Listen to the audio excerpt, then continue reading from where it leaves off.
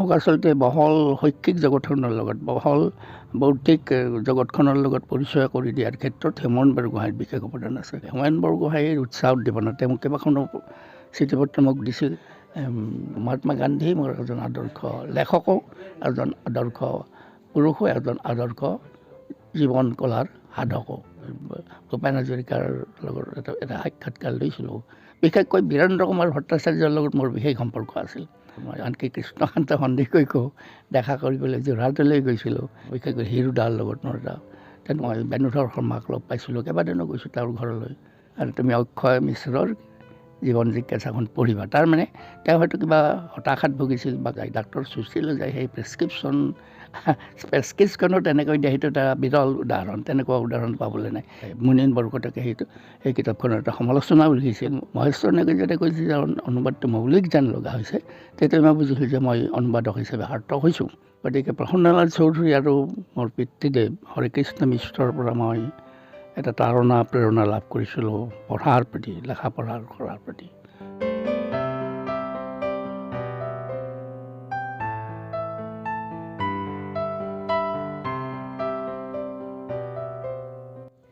Hello' friends, আজি মই আহিছোঁ এজন বিশিষ্ট ব্যক্তিৰ কাষত আহিছোঁ। আপোনালোকে সকলোৱে জানেই বিশিষ্ট শিক্ষাবিদ আৰু সাহিত্যিক মাননীয় শ্ৰীযুত অক্ষয় কুমাৰ মিশ্ৰ ছাৰ। গতিকে ছাৰৰ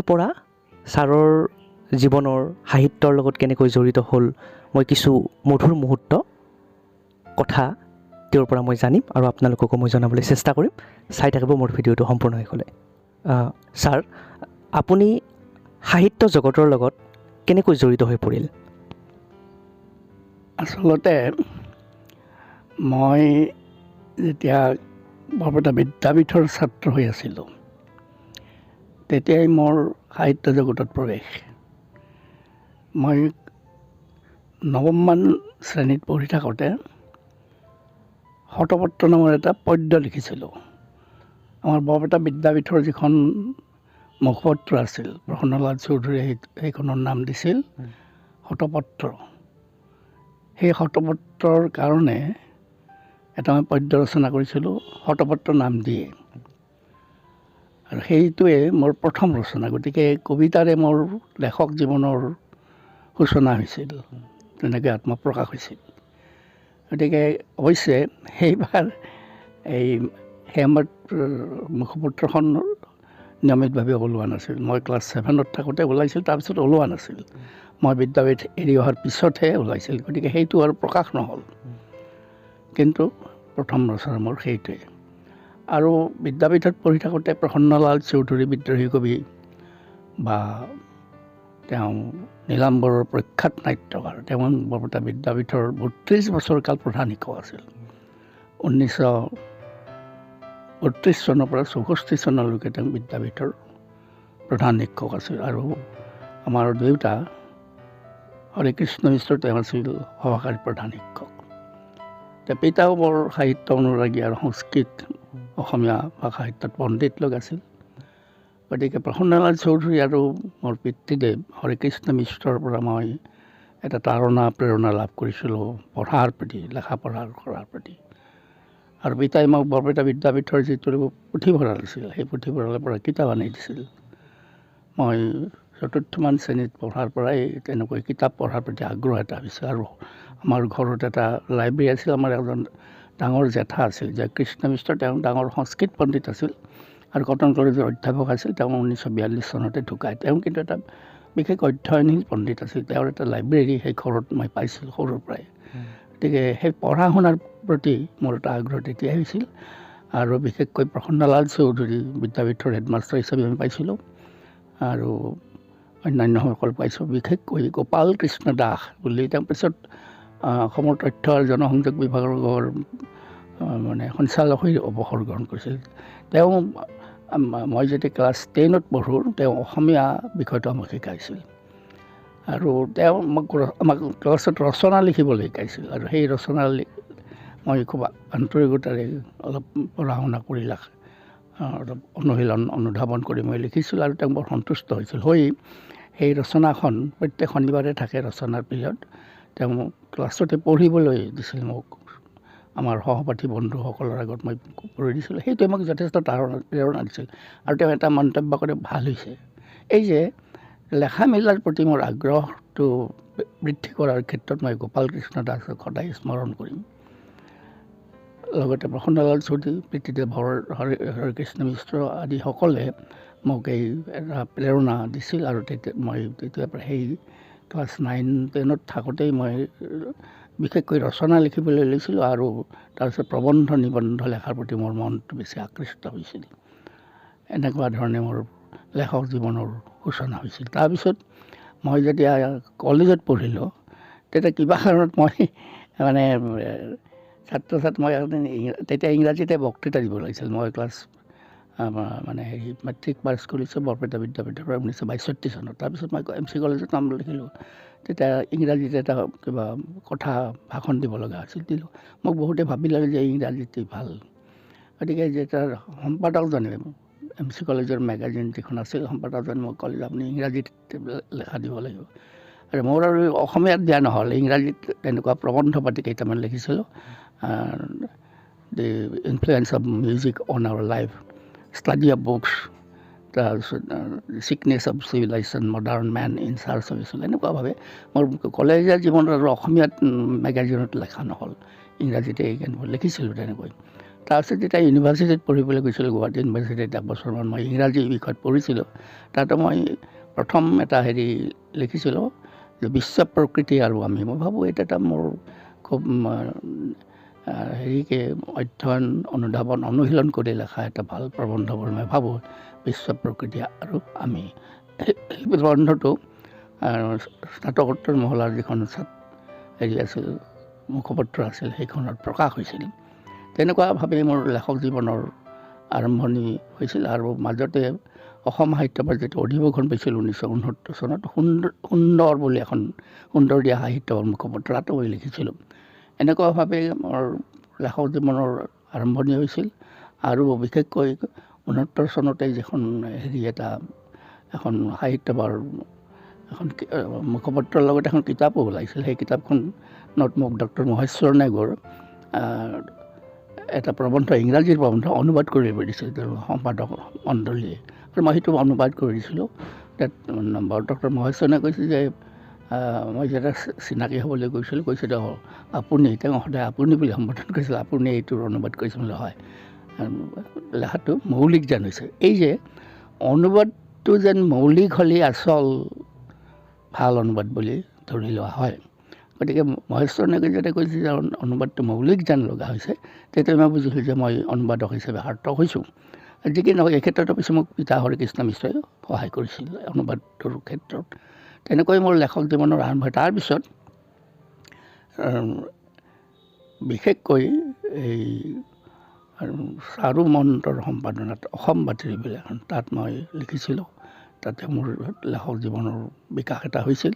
আৰু বিশেষকৈ তাৰপিছত নীলাচল যেতিয়া ওলাল, সেই নীলাচলতেই মোৰ আচলতে লেখক জীৱনে এটা দিগদৰ্শন পালে। হোমেন বৰগোহাঁইৰ উৎসাহ উদ্দীপনা, তেওঁ কেইবাখনো চিঠিপত্ৰ মোক দিছিল। তেওঁৰ উৎসাহ অনুপ্ৰেৰণাত মই নীলাচলত কেইবাটাও মানে প্ৰবন্ধ নিবন্ধ লিখিছিলোঁ।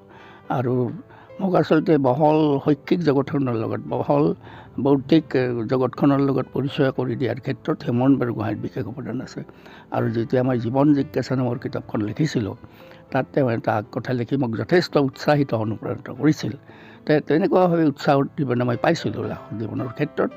আৰু অন্যান্য যিবিলাক কিতাপ পত্ৰ, মোৰ আচলতে এজন আদৰ্শ ব্যক্তি বা লেখক হৈছে ডক্টৰ সৰ্বপল্লী নহয় দেই, সৰ্বেপল্লী ৰাধাকৃষ্ণন।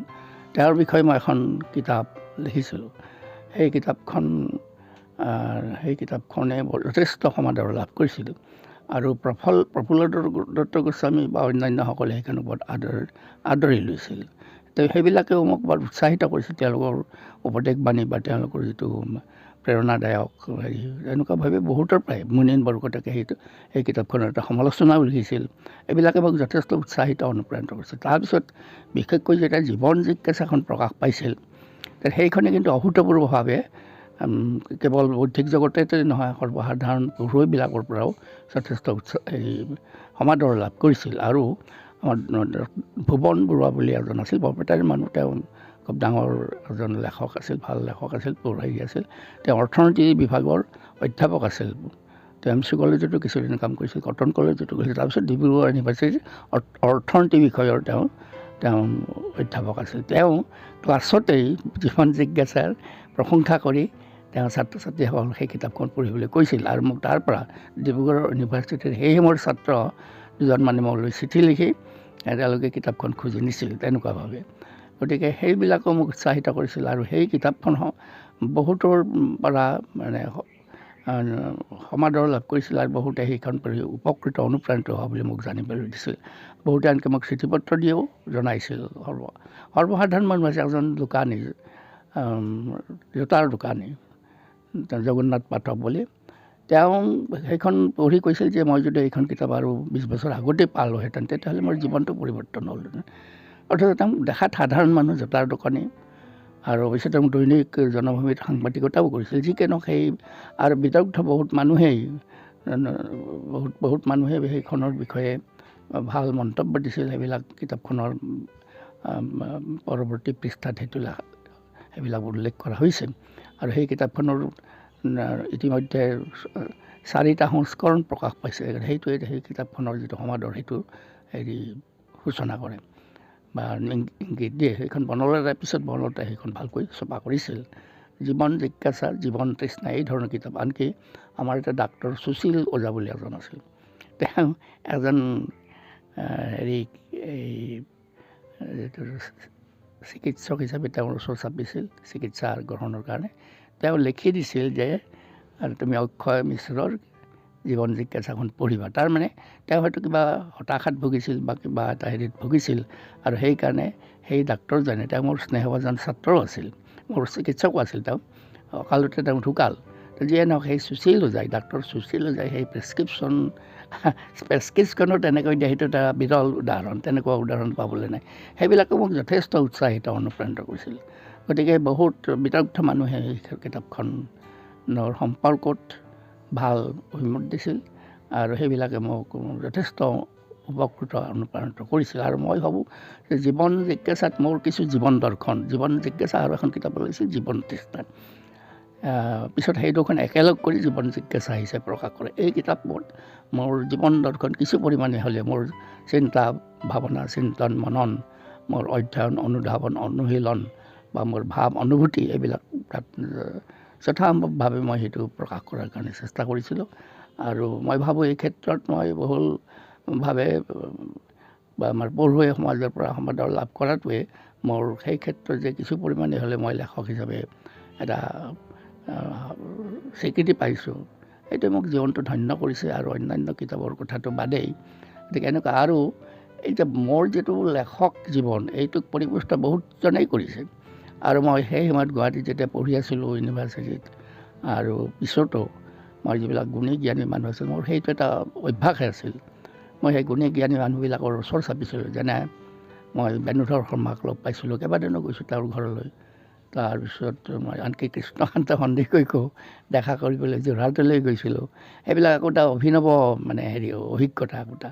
কৃষ্ণকান্ত সন্দিকৈতো দেখা নকৰে, মই নাচৰ বান্দা কেনেকৈ থাকোঁ। গতিকে মই যি নহওক কিবা কৰি কৌশল কৰি মই তেওঁৰ মুখামুখি হৈছিলোঁ, তেওঁৰ পৰা মই কৰিছিলোঁ।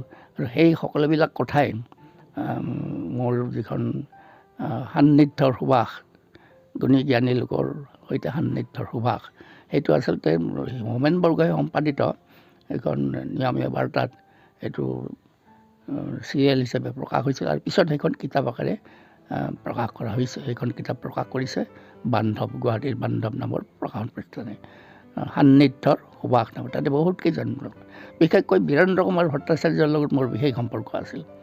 আৰু তেওঁৰ লেখাবিলাক পঢ়ি মই উৎসাহিত অনুপ্ৰাণিত হৈছিলোঁ। আৰু তেওঁৰ লগত ভাৱৰ আদান প্ৰদান কৰি মই যথেষ্ট উপকৃত অনুপ্ৰাণিত হৈছিলোঁ বীৰেন্দ্ৰ কুমাৰ ভট্টাচাৰ্যৰ। সেয়েহে মোৰ বহুত কেইজন ব্যক্তিৰ লগত, শিল্পী, সাহিত্যিক, সাংবাদিক, সেইবিলাকৰ লগত মই সদায় এটা যোগাযোগ ৰক্ষা কৰিছিলোঁ। আৰু গুৱাহাটীলৈ গ'লে তেওঁলোকৰ ওচৰলৈ গৈছিলোঁ। এনেকুৱা বহুত কেইজন মানুহ আছে, ত্ৰৈলোক্য গোস্বামী নলবাৰী, তেওঁৰ ঘৰলৈ মই কেইবাদিনো গৈছিলোঁ। বা বীৰেন্দ্ৰনাথ দত্ত, ডক্টৰ বীৰেন্দ্ৰনাথ দত্ত, আৰু এবাৰ মই ভূপেন হাজৰিকাৰ লগত এটা সাক্ষাৎকাৰ লৈছিলোঁ। বৰ সুন্দৰ এটা মধুৰ স্মৃতি সেইবিলাক মোৰ হৈ আছে।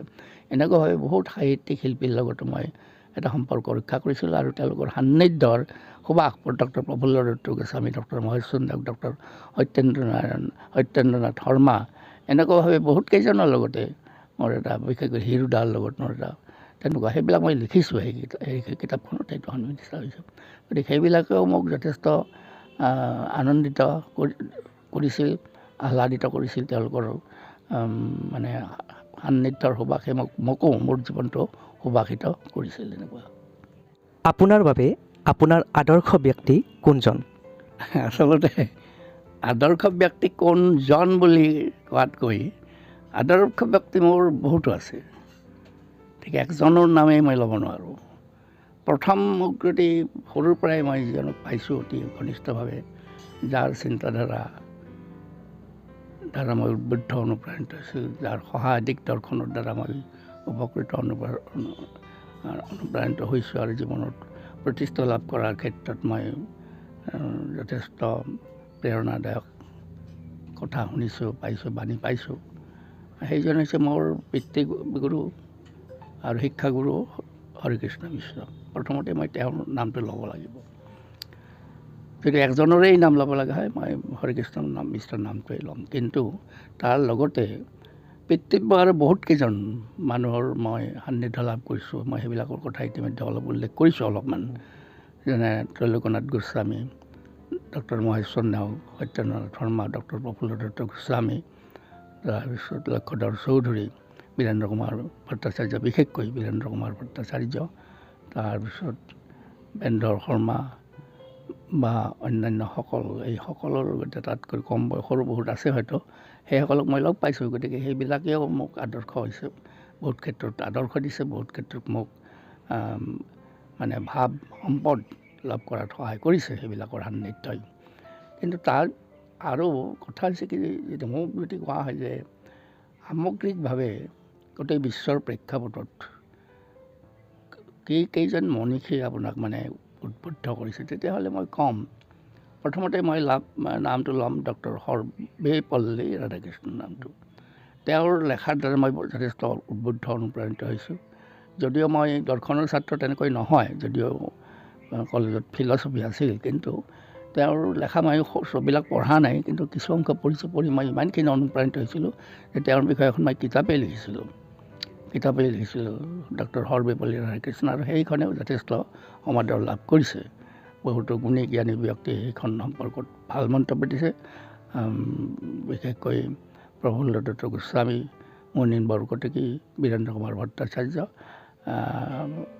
সেই কিতাপখন গুৱাহাটীত উন্মোচন কৰাইছিল, তেতিয়া বীৰেন্দ্ৰ কুমাৰ ভট্টাচাৰ্য, ৰজনীকান্ত শৰ্মা আৰু সেইসময়ৰ শিক্ষামন্ত্ৰী উপস্থিত আছিল, বৃন্দাবন গোস্বামী সেইসকল আছিল। যিয়ে নহওক, সেই ডক্টৰ সৰ্বেপল্লী ৰাধাকৃষ্ণন নামটো মই এজন শিক্ষাবিদ হিচাপে মই মোৰ এটা প্ৰাতস্মৰণীয় ব্যক্তি হিচাপে মই গ্ৰহণ কৰোঁ সেইটো কথা।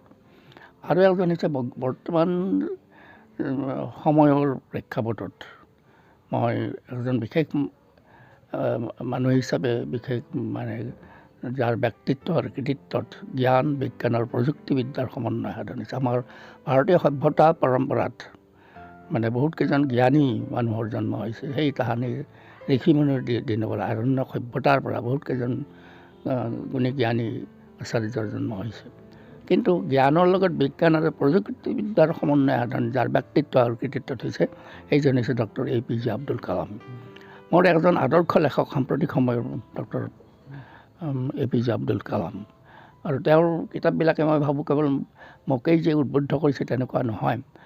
আমাৰ সমসাময়িক জীৱনৰ প্ৰেক্ষাপটত যিবিলাক সমস্যা সংকট আহে, বিশেষকৈ নৱপ্ৰজন্মৰ সন্মুখত, সেইবিলাকৰ নিৰাকৰণ কৰাৰ ক্ষেত্ৰত তেওঁৰ কি সুন্দৰ অভিব্যক্তিমূলক যিবিলাক কথা বাণী, কেইবাখনো কিতাপ প্ৰকাশ হৈছে আৰু সেইকেইখন অসমীয়াত অনুবাদ হৈছে। সেই কিতাপবিলাকৰ যোগেদি আমাৰ ল'ৰা ছোৱালীবিলাকে, বিশেষকৈ নৱপ্ৰজন্মই বহুত ক্ষেত্ৰত চেতনা প্ৰেৰণা পাব পাৰে। আৰু ডক্টৰ APJ আব্দুল কালাম মোৰ এজন মানে আদৰ্শ ব্যক্তিও, আদৰ্শ লেখকো মোৰ। কিন্তু গোটেই জীৱন পৰিক্ৰমাৰ ক্ষেত্ৰত মই যদি একজন মানুহৰ নাম ল'ব লগা হয়, তেতিয়া মই মহাত্মা গান্ধীৰ নামটোৱে ল'ম। মহাত্মা গান্ধীৰ যিটো জীৱন দৰ্শন সেইটো মানে অলপ বেলেগ ধৰণৰ। পৃথিৱীত এনেকুৱা একজন মানুহৰ জন্ম হোৱা নাই, বিভিন্ন দেশৰ পৰা এনেকুৱা এজন মানুহৰ জন্ম হোৱা নাই। মই মানুহ বুলিয়েই কৈছোঁ, কিন্তু বিৰল খাপৰ মানুহ, অতি ওপৰ খাপৰ মানুহ আৰু বেলেগ ধৰণৰ। তেওঁ আচলতে অনন্য সাধাৰণ একক। মই সেইকাৰণে এখন কিতাপ লিখিছিলোঁ জীৱন কলাৰ সাধক গান্ধীজী বুলি। তেওঁ কৈছিল যে জীৱনটো সকলো কলাতকৈ শ্ৰেষ্ঠতৰ। তেওঁ জীৱন কলাৰ সাধনা কৰিছিল, বহুত ক্ষেত্ৰত তেওঁ পৰীক্ষা নিৰীক্ষা কৰিছিল, তেওঁ সত্যৰ মুখামুখি হ'বৰ কাৰণে যত্নপৰ হৈছিল। আৰু এটা যিটো artistic genius in the art of living বুলি ক'ব পাৰি, আইনষ্টাইনৰ ভাষাত artistic genius in the art of living, জীৱন কলাৰ ক্ষেত্ৰত আৰ্টিষ্টিক জেনিয়াছ এজন মানে অতি মহৎ প্ৰতিভা এটা। সেই জীৱন কলাৰ সাধক হিচাপে গান্ধীজীক মই মানোঁ। আৰু গান্ধীজী মোৰ জীৱনত মানে মই ক'ব নোৱাৰোঁ কিমানখিনি তেওঁৰ পৰা মই গ্ৰহণ কৰিব পাৰিছোঁ। সেইটোতো বহুত উপাৰ খবৰ, তেওঁৰ চিন্তাধাৰা, তেওঁৰ কৰ্মধাৰা বহুত উপাৰ খবৰ। সেইটো গ্ৰহণ কৰাটো টান। সেই সাহস, সেই শক্তি, সেই সামৰ্থ্য, সেইবিলাক হয়তো আমি উত্তৰাধিক হিচাপে পোৱা নাই। কিন্তু তেওঁ মই এজন বিৰল মনীষী হিচাপে, আদৰ্শ হিচাপে মই তেওঁক গ্ৰহণ কৰোঁ। আৰু তেওঁৰ বিষয়ে মই এখন কিতাপ মানে এখন সৰু কিতাপ লিখিছোঁ যদিও মই সন্তুষ্ট হোৱা নাই। আৰু এখন মানে এখন বহল ভিত্তিত এখন কিতাপ ৰচনা কৰাৰ মোৰ আছে। এখন ভাল সম্পূৰ্ণ কিতাপ গান্ধীজী সম্পৰ্কত, সেইটো তেওঁ আঁচনিতে আছে, সম্পূৰ্ণ কৰিব পৰা নাই, কিয়দ অংশ লেখা হৈছে। গতিকে যদি সময় শক্তি কোলায় সেই কিতাপখন পূৰ্ণ কৰাৰ মোৰ এটা হাবিয়াস আছে মনত, তেনেকুৱা। গতিকে মহাত্মা গান্ধী মোৰ এজন আদৰ্শ লেখকো, এজন আদৰ্শ পুৰুষো, এজন আদৰ্শ জীৱন কলাৰ সাধকো। কবিতাৰ কথা যদি কোৱা যায়, বহু সংখ্যক মানুহে আজিকালি কবিতা লিখে। গতিকে কবিতা এটা লিখিলে আমি তেওঁক কবি বুলি ক'ব পাৰিমনে? আচলতে কবিসকল দ্ৰষ্টাও স্ৰষ্টাও। এই দ্ৰষ্টা আৰু স্ৰষ্টাৰ মণিকাঞ্চন সংযোগ সাধন হ'লেহে বাস্তৱিকতে একজন কবি হ'ব পাৰে। কবিতা লিখিলেই কবি হ'ব নোৱাৰে। গতিকে সেই দৃষ্টি আৰু দৰ্শন তেওঁক লাগিব। ভূপেন হাজৰিকাই অসম সাহিত্য সভাৰ অধিৱেশনত যিখন সভাপতিৰ আসন লিখিছিল, সেই সভাপতিৰ অভিভাষণত তেওঁ কৈছিল যে লেখক বহুত আছে, কিন্তু লেখক হ'লেই সাহিত্যিক নহয়। বৰ তাৎপৰ্যপূৰ্ণ কথা কৈছিল। হয়, কবিতা লিখিব পাৰে, প্ৰবন্ধ লিখিব পাৰে, উপন্যাস এইবিলাক লিখিব পাৰে, কিন্তু লেখক আৰু সাহিত্যিক হ'বলৈ হ'লে সেই এটা দৃষ্টি আৰু দৰ্শন লাগিব। ভূপেন হাজৰিকাই বৰ সুন্দৰকৈ সেই কথাটো কৈছে। গতিকে ময়ো সেই ক্ষেত্ৰত একমত যে যথাৰ্থতে কবি সাহিত্যিক হ'বলৈ হ'লে সেই এটা জীৱন দৰ্শন, এটা বিশ্ব দৰ্শন, জীৱন ব্যাখ্যা, বিশ্বব্যাখ্যা এটা থাকিব লাগিব। তেতিয়াহ'লে সেই ভিত্তিটোৰ ওপৰতহে এটা কবিতাৰ মানে কাব্য জীৱন বা সাহিত্যিক জীৱন এটা পাব পাৰে প্ৰকৃততে। গতিকে এতিয়া হয়, আমি সাধাৰণতে লিখিলে লেখক বুলি কওঁ আৰু যিকোনো ক্ষেত্ৰত আমি সাহিত্যিক বুলি কওঁ, কিন্তু সেইটো এটা পাৰ্থক্য মোৰ মতে আছে। ভাল লেখক হ'বলৈ যেনেকৈ টান, ভাল সাহিত্যিক হ'বলৈও টান, যথেষ্ট সাধনা লাগে। আৰু তাহানি সংস্কৃত এটা হেৰিত কৈছিল, নৈসৰ্গিক প্ৰতিভা শ্ৰুতঞ্চ বহুনিৰ্মলম অমন্ত্ৰস্বাবী যজ্ঞস্য কাৰণং কাব্য সম্পদা। কাব্য সম্পদ জন্মতেই কাব্যৰ কবিতাৰ এটা প্ৰেৰণা লাগে, তাৰণা এটা লাগে, কিন্তু তাৰ লগতে বিশুদ্ধ অধ্যয়ন, ভাল কিতাপ পত্ৰ পঢ়িব লাগিব আৰু অধ্যৱসায় লাগিব আৰু লগতে সংসৰ্গ লাগিব, ভাল এছ'চিয়েশ্যন। সেই ধৰণৰ ব্যক্তিৰ গুণী সাহিত্যিক, কবি সাহিত্যিকৰ সংসৰ্গ লাভ কৰিব লাগিব। তেতিয়াহ'লে উত্তৰণ ঘটে। জীৱন ব্যাখ্যা, জীৱন দীক্ষাৰ দ্বাৰা আগবাঢ়ি গৈ এটা মহৎ কাব্যিক জীৱন বা সাহিত্যিক জীৱন তেওঁ লাভ কৰিব পাৰে। গতিকে আমাৰ যিসকল উদীয়মান প্ৰতিভাৱান, তেওঁলোকৰ প্ৰতিভা আছে নিশ্চয়, কিন্তু এই প্ৰতিভাৰ লগতে সাধনাৰ মণিকাঞ্চন সংযোগ সাধন হ'লেহে তেওঁলোকৰ প্ৰতিভাৰ পূৰ্ণ বিকাশ আৰু প্ৰকাশ হ'ব। এইটোৱে মোৰ অভিমত। তো ফ্ৰেণ্ডছ, আজি মই ছাৰৰ কাষত আহিছিলোঁ আৰু ছাৰৰ জীৱনৰ বহু মূল্যৱান কথা ময়ো নিজেই জানিলোঁ আৰু আপোনালোককো জনাবলৈ চেষ্টা কৰিলোঁ। গতিকে মই ভিডিঅ'টো ইয়াতেই শেষ কৰিছোঁ।